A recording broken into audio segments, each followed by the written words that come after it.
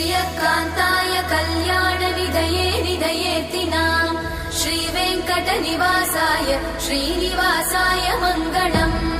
लक्ष्मी सविभ्रमालोकसुभ्रूविभ्रमचक्षुषे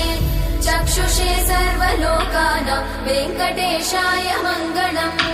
श्रीवेङ्कटाद्रिशृङ्गाग्रमङ्गलाभरणाङ्गये मङ्गलानां निवासाय श्रीनिवासाय मङ्गलम् सर्वावयव सौन्दर्य सम्पदा सर्वचेतसां सदा सम्मोहनायास्तु वेङ्कटेशाय मङ्गलम् नित्याय निरवध्याय सत्यानन्दचिदात्मने